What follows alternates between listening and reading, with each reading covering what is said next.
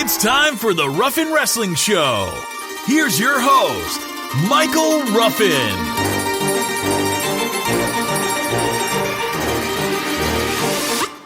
How's it going, everybody, and welcome to an episode of the Ruffin Wrestling Show. I usually say another episode of the Ruffin Wrestling Show, but another would give off the impression that I do this regularly. And let's face it, I haven't been good about that. I mean, the last time I did a show was SummerSlam, which was like 3 months ago, and for that, I apologize, and I always make excuses. I know, I always make excuses. But look, until recently, I worked nights, so sometimes I would not get to watch Raw and SmackDown, depending on my schedule, until days later, and just haven't. Wasn't able to keep up until recently, when I was finally able to kind of go back, watch, catch up, go back, and then finally I saw No Mercy, of course, when I watched No Mercy a few days after it aired, wasn't able to watch it live, but got to watch it a few days after it aired, which was, I thought was a good show. I'm not going to really talk about it, not going to recap that show. I'll talk about a few things. I love that AJ kept the title. I love that Dolph won the IC title from Miz. The whole stipulation that if he didn't, Dolph would retire or whatever, quit or whatever it was. This was going to be Dolph's last match if he didn't win. I thought that was kind of stupid and kind of showing their hand, because let's face it, Dolph's not going to be done anytime soon. And I know there's always rumors that, when Dolph's contract's up, he's going to go to Ring of Honor, or Dolph's going to get released and he's going to go to New Japan, or he's going to go to TNA. Let's face it, no one should be going to TNA right now, because you never know what's going to happen there. I think it was kind of silly for Cody Rhodes to go to TNA, so they obviously offered him a lot of money, or maybe the chance that he could still do Evolve or whatever. He could do Ring of Honor and still make his money, but who knows? I don't know if he signed a TNA exclusive deal or not. So, but we've got quite a bit to talk about tonight. Just kind of talk about, honestly, it's kind of be all over the place, so stick with me. I'm going to try and keep it a little organized, but let's face it, we're going to be talking about quite a few things, and like I said, I'm going to try to keep it kind of on the path and on the road, and but we'll see kind of where it goes. First off, let's talk about Hell in the Cell. Now, this will kind of be a halfway prediction, I guess, show for Hell in the Cell. I just talk about a few matches. First off, the potential that the Charlotte and Sasha Banks Hell in the Cell match has.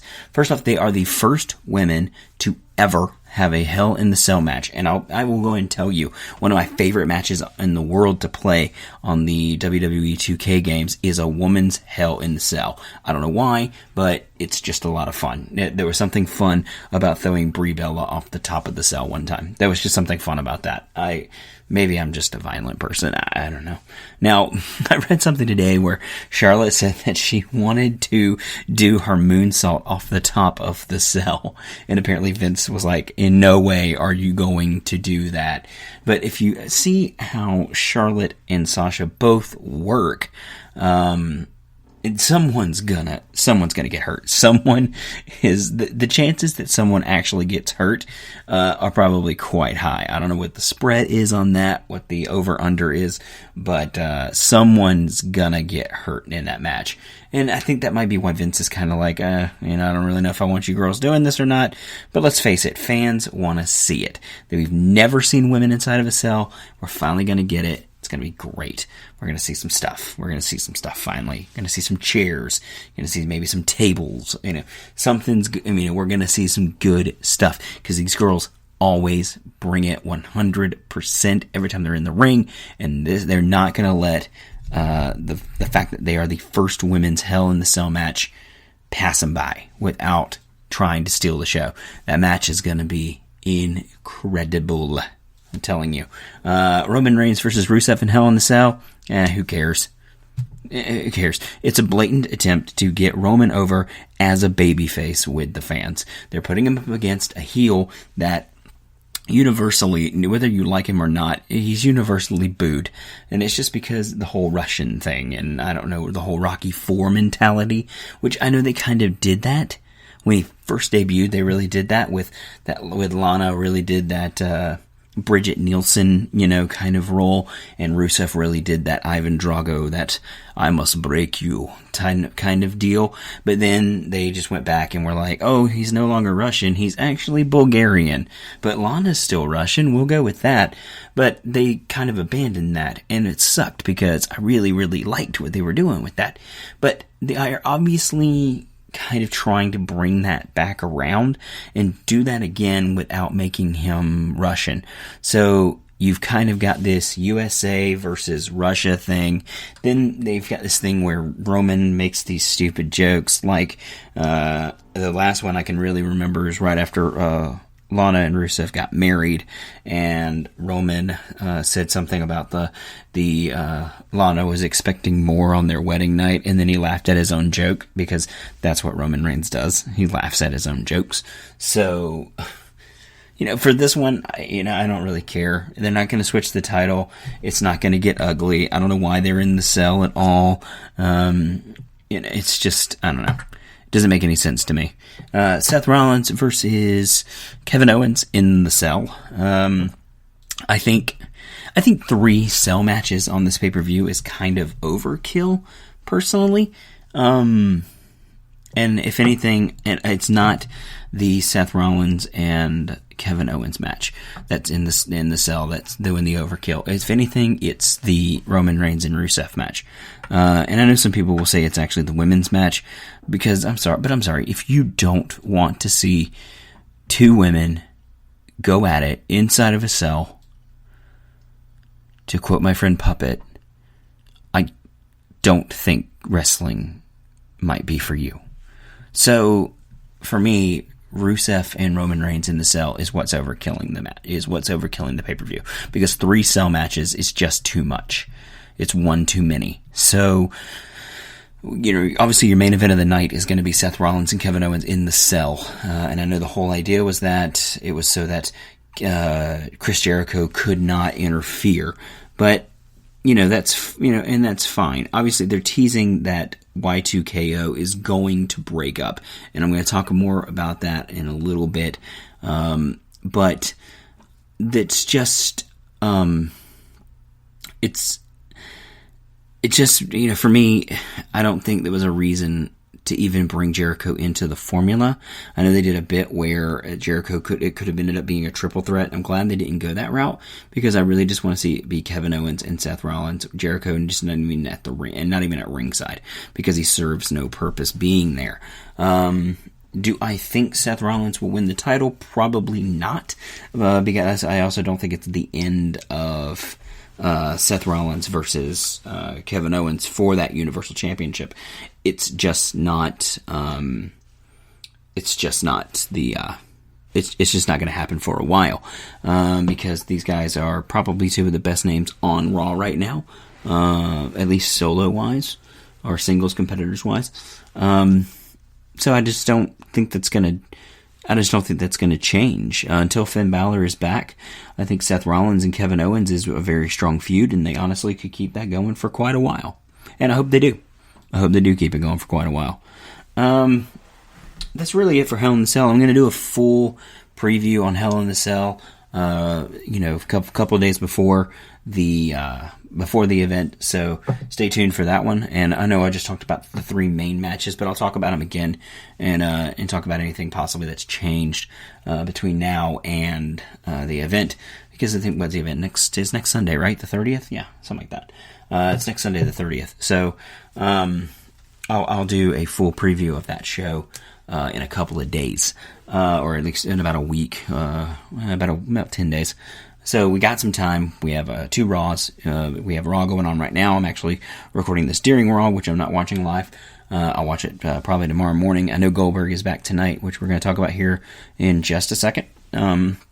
Could probably wait to talk about that Goldberg thing until tonight, because I might say some stuff tonight, put the show live tomorrow, and then watch Raw and be like, oh wait, I could have talked about this in a totally different way, or everything that I said is completely wrong. So, and this is not, so don't take this as news. This is just me speculating and talking about, I guess, really the state of things, and just kind of how I'm is how I'm taking in what WWE is giving me right now. So let's talk about Goldberg's return. It obviously, they are building this towards Goldberg versus Brock Lesnar, which I think a lot of fans want to see. Because of the match they had at WrestleMania, I think it was 20. That was so just craptastic that Brock flipped off the crowd, which apparently was actually directed at Vince, but that doesn't make it any better. So the way that ended, that whole thing, how the whole thing went down, and they had Brock win. Maybe it's just me. I don't really see the appeal of never having Brock lose, ever. Or when Brock loses, it's always in a triple threat where he's not part of the decision, i.e. WrestleMania 31. So it's just, or look at Royal Rumble last year where it was for the title. Brock was in the Rumble for the first time in probably 15 years. And he got eliminated, but they made it where the entire Wyatt family had to be the ones to do it. So it didn't make Brock part of the decision. He was eliminated long before it came down to Triple H and Dean Ambrose. So I just do not get the appeal of always having Brock be the guy who can't lose. He's the beast incarnate. He broke the streak. He just can't lose. I'm trying to honestly think, when's the last time Brock lost? And I think it wasn't even a clean win, which would be when what was it? Hell in the Cell last year, or SummerSlam last year? When was the Brock Lesnar Undertaker match where Undertaker technically was tapping out and Brock passed out in Hell's Gate, and that they decided that became a loss. So I just don't. I don't understand the appeal of always having Brock win. Maybe that's part of the amazing contract that Paul has arranged for him, is that Brock doesn't lose and he makes a shit ton of money.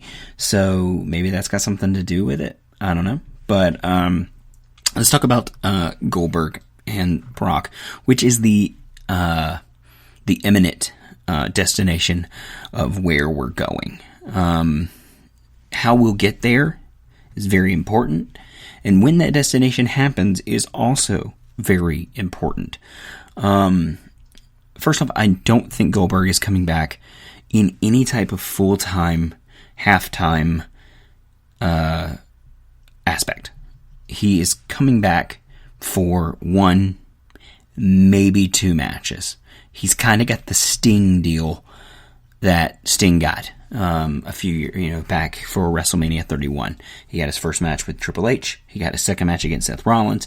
I don't know if there was more matches in the pipeline, but of course he got hurt at Survivor Series, and it ended up being career-ending. Now, whether the injury was career-ending or not, I'm not sure, but Sting made the decision to not return to the ring. And I don't think that is going to be the plan for Goldberg. I think there's a minimum 2. I hopefully don't think this is a one-off. I think there's 2, maybe 3, and a Hall of Fame induction. I think that's where we are going. If I have to, I guess, fantasy book this thing out, I think his first match should be a squash match. It should be on Raw. It honestly could have been tonight. It's 10 o'clock here Eastern time. They could have Brock do a local talent squash match on Raw. It would have been really great. Crowd would have loved it. I think, honestly, it's just going to be a promo piece.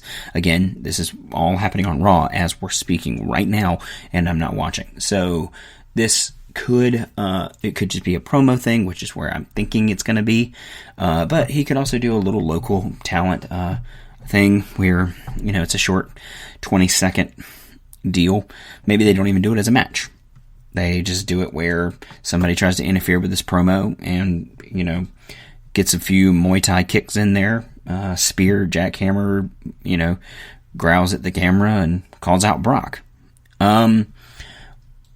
It's speculation right now online is that the way the schedule is set up is that Brock and Goldberg are going to alternate weeks that they're on Raw. It's going to be a kind of call and response deal until they decide when this match is going to happen. Now, The current speculation is that this match will happen at Survivor Series, which I think is fine. It's too early to try and build this match to Mania. Now, I know that they did Rock and Cena, had a year-long build to Mania. I don't think we're going to get something like that, where we start now and we build to Mania in April. I don't think we're going to get a 6-month build to this. Survivor Series is, I know they always say that the Royal Rumble is the first, is kind of getting on the road to WrestleMania. But if Rumble is getting on the road to WrestleMania, then Survivor Series is filling up your gas tank to the road to WrestleMania. Survivor Series is a big, huge thing. When you look at it, you've got, of course, now with the brand split, you never know what you're going to get. But you've got Survivor Series, and then you've got traditionally tables, ladders, and chairs in December, and then you've got the Rumble in January, Fastlane or whatever in February. Which rumor has it that Elimination Chamber is coming back. Whether that's going to be, I know they did it as a network exclusive, 2 years ago, year and a half ago. So maybe that's what they'll do again. Maybe it will replace Fastlane. The whole deal was that Elimination Chamber was eliminated, pun intended, because arenas were going to that mid-arena Jumbotron, and there weren't enough arenas to withstand the weight of the structure to make it a regular thing. So I don't understand why that was a problem, because when the event is, it's in February. Get a list of arenas that can withstand the weight of the structure and keep that list updated, whether new arenas get built or arenas fall off that list. And that's your list of options to choose from every February. For God's sake, they had SummerSlam in the Staples Center since Jesus was in the 3rd grade. And now they have it in Brooklyn. They have it in the Barclays. And that will be how it is every single year. You can do that with Elimination Chamber if you want to. I know it's not a big enough event. And you probably say, well, it's not worth that. But whatever. But let's get back to what we were talking about. With the speculation is that Goldberg and Brock is going to happen at Survivor Series. And I think that's fine. Now, will this be a one-off between Goldberg and Brock? Could be. Might not be. We could see Goldberg and Brock go at Survivor Series. Maybe Brock wins there. Goldberg demands a rematch, or it's the other way around. Goldberg wins at Survivor Series and Brock demands a rematch, and they get it at Royal Rumble. And I'm saying that he gets it at Royal Rumble because it all depends on the deal that Goldberg's got. If it's one match, then it's Survivor Series, it's one and done. Probably Brock wins. If it's 2, it's Survivor Series where one wins, Royal Rumble where the other wins, and we don't get the rubber match. Now, let me correct that. Royal Rumble, it will be whoever wins at Survivor Series will win again at Royal Rumble with no reason to have a rubber match. That makes more sense. If it's 3, hear me out.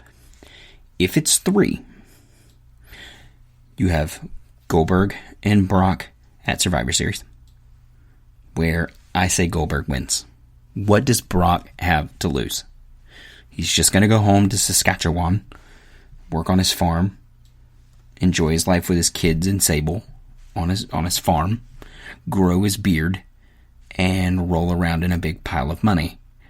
He also might be gearing up for another UFC fight because he said he's not done. So you got that. So Brock can take wins, Brock can take losses, and he will be fine. It's not going to change anything. So for me, Goldberg wins at Survivor Series. Their second match, the rematch at Royal Rumble, Goldberg wins again. No need for a rubber match. You can bring Brock back for Mania if Brock is going to work Mania and put him against somebody else. You can do that. You can maybe do Brock versus whoever the Universal Champion is.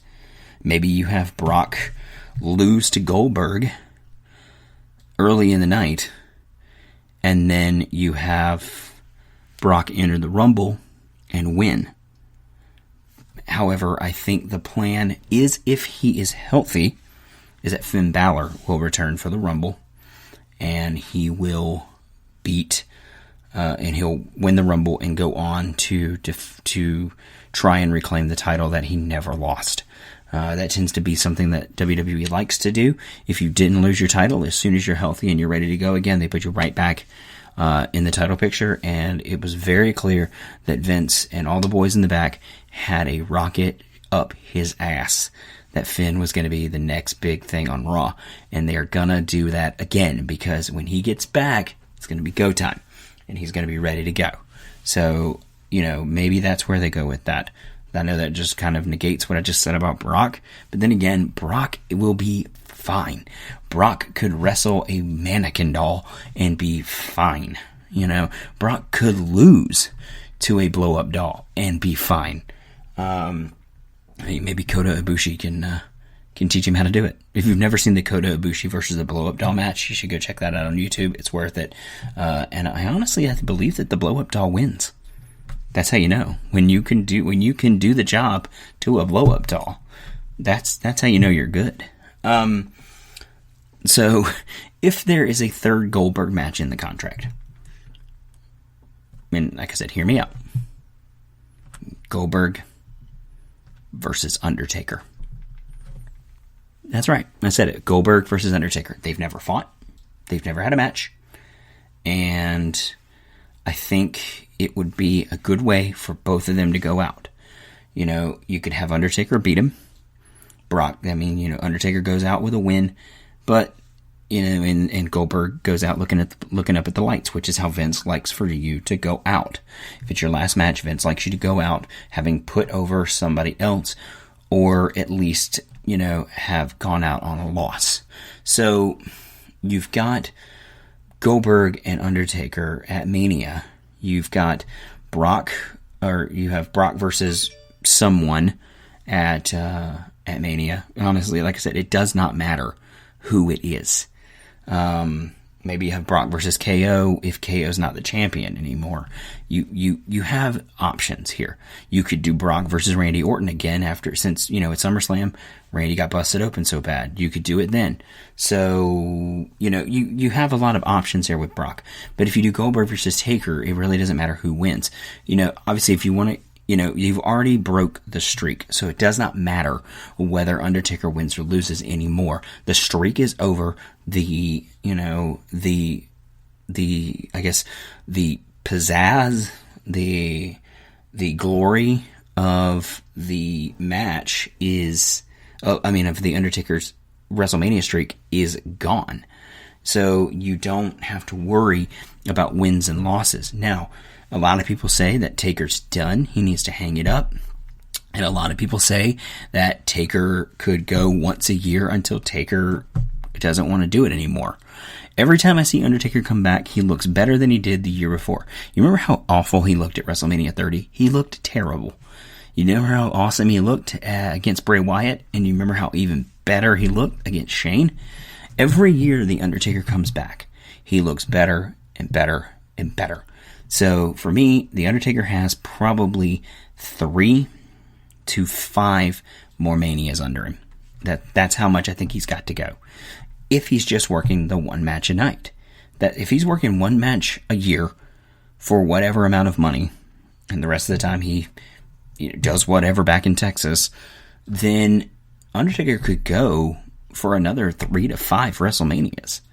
So you could have Goldberg lose at Mania, go into the Hall of Fame the night before, and then Undertaker goes away and comes back next year to take on somebody else.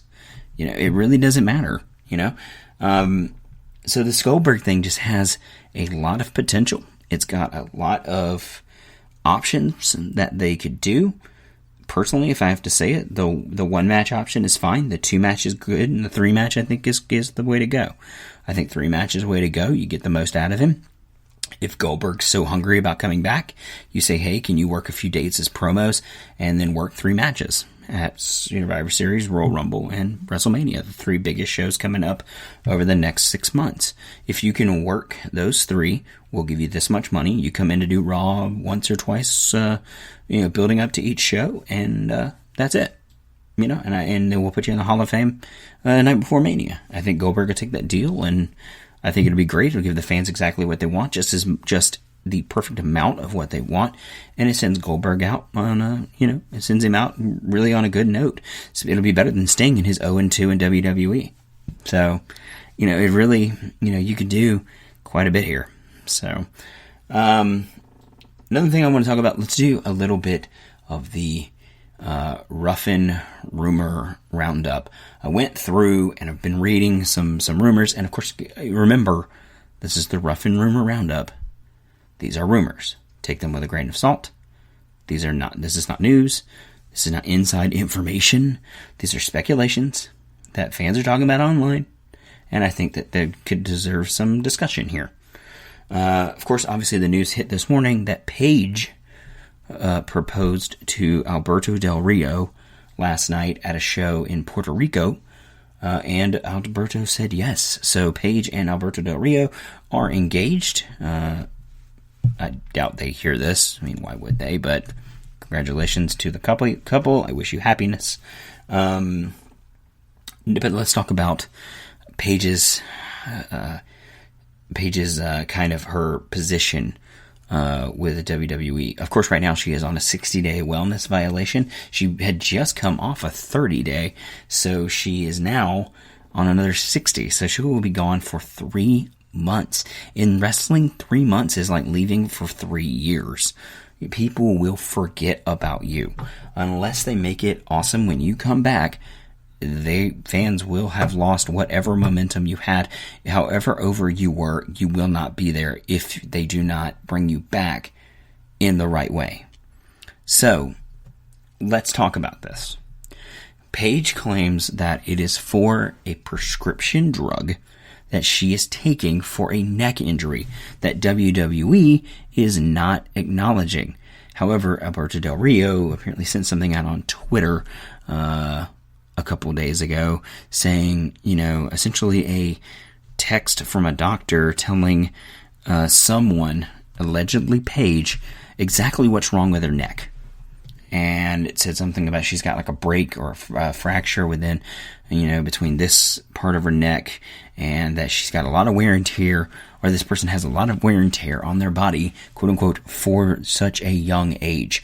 So that makes me sad. That makes me feel like obviously this text is talking about Paige, and they're talking about an injury that WWE is not acknowledging yet. And you also have on the other side, you have Paige's family, who is kind of shit-dogging WWE and saying that they're not acknowledging her injury, they're not treating her injury as serious as they should be, and she's not getting the proper care. WWE has come out and said that they take injuries seriously, that superstars get proper treatment when it comes to injuries. If you believe that, then you should go ask CM Punk about his staph infection. Because if you remember that from the Colt Cabana podcast, how that went down. So, I think WWE wants Paige gone off this wellness violation, because that's the company thing that they do. Apparently, though, they're supposed to say what it is that you violated for. If you remember when Roman Reigns got on his violation, it was for Adderall. Now, whether he's prescribed that or not, I think if it's something that a superstar is prescribed, if it is prescribed to you, then it should be negated from your wellness drug test. Like, for instance, if I take Adderall for my anxiety, which I did in the past, and I get drug tested, and it comes up, oh, you have Adderall in your system. Well, yeah, but I have a prescription for it. At any other job, they would say, okay, cool, you have a prescription for it, it's fine. If it's a prescribed substance, it should be negated. It should not matter if it comes up. Now, if you test positive for cocaine, or ecstasy or Molly or, whatever, and you're obviously, those are illegal street drugs. If you test positive for that, then yeah, absolutely, you should be suspended, and WWE, I guess depending on the drug, should say what it is. Now, like I said, Paige says that it is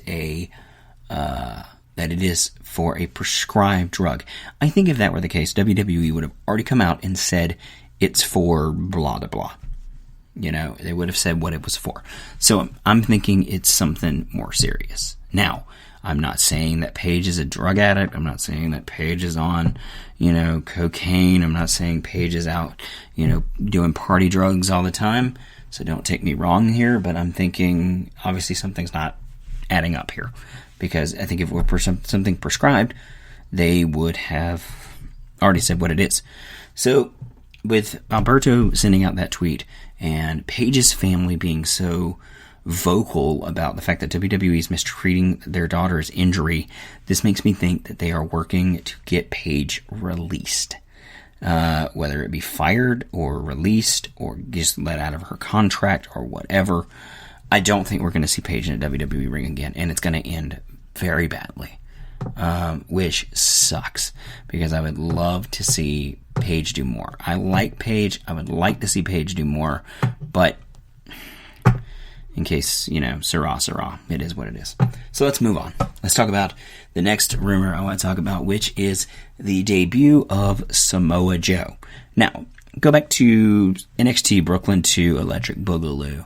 Shinsuke Nakamura obviously won the title from Samoa Joe and is now the reigning NXT champion.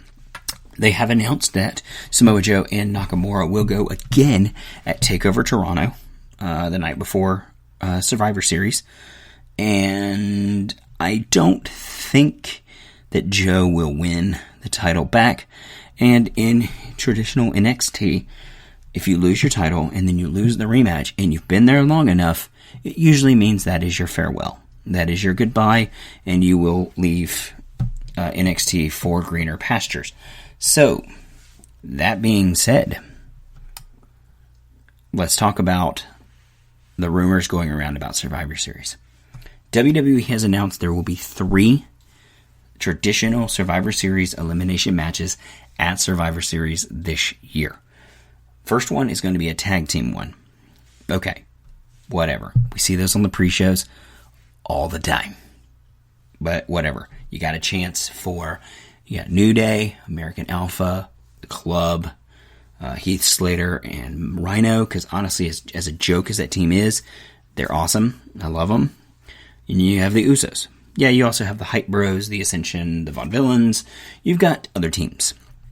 But I think this should be cut down to the 4, maybe 5 best teams on the rosters, which, let's face it, that is American Alpha, Enzo and Cass, the New Day, the Club, and probably the Usos. But if Rhino and Heath Slater go into Survivor Series as the SmackDown champions, then obviously you're not putting them in that match pretty much kills that belt. So for me, you got to put them in there. So you could do 6 teams then.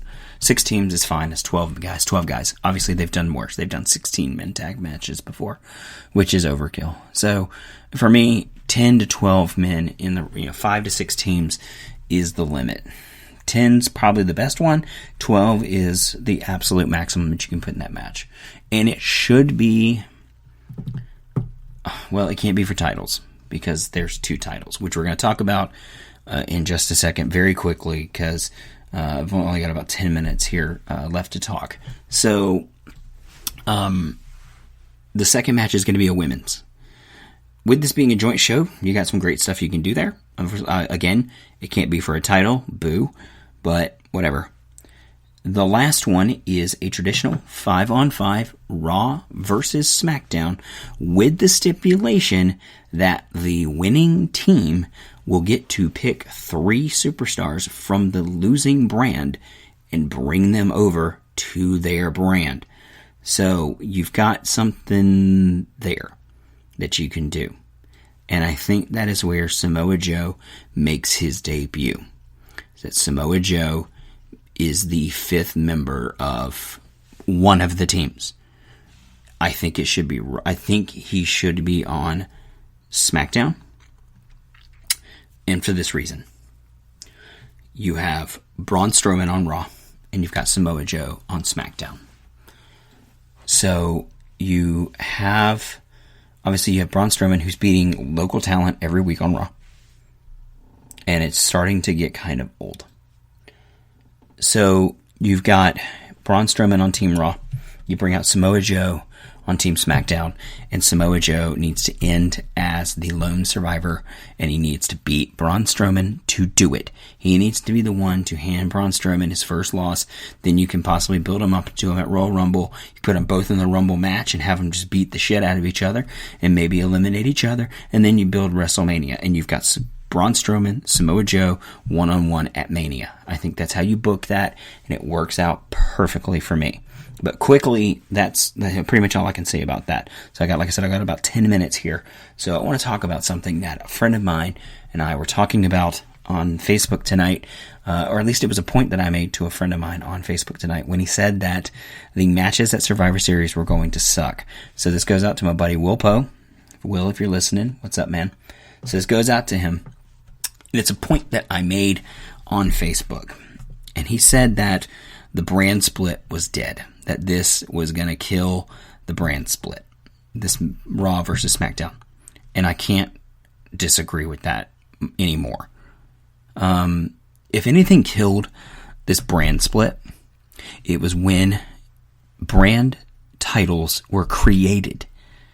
The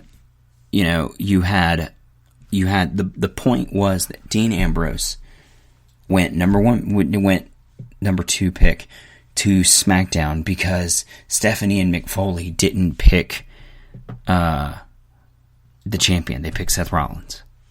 So you had the champion go to SmackDown, and then it went down, and it kept, New Day stayed on Raw, the Women's Champion stayed on Raw, the Intercontinental Champion went to SmackDown, the US Champion stayed on Raw. That was how that went down. Well, when you created these SmackDown and Raw, I know the only one that Raw created was the Universal Championship. But SmackDown created a Women's Champion in Becky Lynch and a Tag Champion in Rhino and Heath Slater. So, when you created those, you killed the brand split. And the reason is this. Titles make the brand valuable. Before they created the Universal Championship, do you remember how heated it was and how great it was television-wise that the champion was not on the flagship show, which is Raw? It made for great television and great drama between Dean Ambrose and Seth Rollins and Raw. It made for great drama between SmackDown and Raw. Now, if you leave it that way, this is what you get. Titles mean something again immediately. They mean something again. And I'm talking about every title. US, Intercontinental, Women's, Tag, Big Title. They all mean something. So you've got the potential on these joint shows to put a challenger from the brand who doesn't have the title versus the champion from whichever brand. You've got the chance, like, let's say, for instance, you've got Dolph Ziggler, who is now the Intercontinental Champion. You can put Cesaro up against Dolph Ziggler for the Intercontinental Championship. And now you've got this ambience, this dedication, and this absolute necessity to either to keep your title on your brand, and the other brand has the absolute necessity that they need to bring that title to their brand. The name of the game, it should be almost like a game of capture the flag. The goal is to bring the flag from the other team to your side. It's how you win the game. You make these titles like flags. And the name of the game is to try and win all the titles. Could you imagine if one brand had all the titles? Now, I know what you're saying. Oh, that just makes me not want to watch the other brand because nothing matters. Okay, possibly. That is the one backlash that you could get from this. But think about the other stuff you could get. We could see Becky Lynch go up against, say, Sasha Banks, bring the Women's Championship to SmackDown. We could see New Day versus American Alpha, and maybe the Usos in a triple threat tag match, where you have the chance to bring the WWE tag titles to the opposing brand. You could have Dean versus Roman Reigns for the U.S. Championship. You make these titles where every title match means something, where there is the potential that every single title could change brands, or that every single title could go to one brand. For me, I'd watch that. I would absolutely watch that. That is enthralling. That is good television. That is good product, and that is good storytelling. But now you've got SmackDown titles, SmackDown tag titles that honestly I don't care about. You've got a SmackDown Women's Championship that means a little something. The two titles that I care about on SmackDown are the Intercontinental Championship and the title itself, and the WWE World Champion, whatever, WWE Champion, whatever, whatever they're calling it. I don't know. They changed the name, so whatever they're calling it. You've got those. That's the only two I care about. The only titles I care about on Raw are the Tag Championship and the Universal Championship. Yeah, the fruit by the foot belt, but I care about it.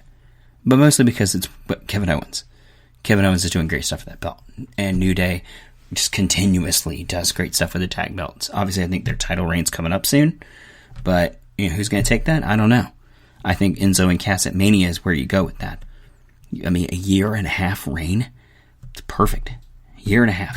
Did it with Punk. Well, not really. Well, kind of, almost. Almost. 1.5 years. 400 and something days. So you've got something you can do there. But with the creation of these brand titles, that, my friend, is what killed the brand split. Killed it dead in the center of the ring. But that is the show, guys. Thank you for listening. Again, Rough & Wrestling Show. You can find it on iTunes. You can find it on Google Play. You can find it on YouTube. Not video, but audio. You can find it there. If you've not subscribed to the show, go ahead and subscribe. Sure, I don't do these things very often, but that makes it where you don't have to come looking. You don't have to go, oh man, I wonder when Ruffin's going to do another show. It'll just pop up in your podcast. Oh, look, he did one. Must be a blue moon outside. Pigs are flying. I don't know. Pigs are flying out of my ass because Ruffin did a show. I am going to try to get more regularly with these. With my work schedule changing, me not doing so many days, or so many nights, I mean. I know the holidays are coming up. It's a crazy time for everybody. But I'm going to try and keep this thing regular and try and keep this thing entertaining. So subscribe. iTunes, Google Play, YouTube. You can find the show on all those medias. But thank you guys for tuning in. And until the next time, see ya.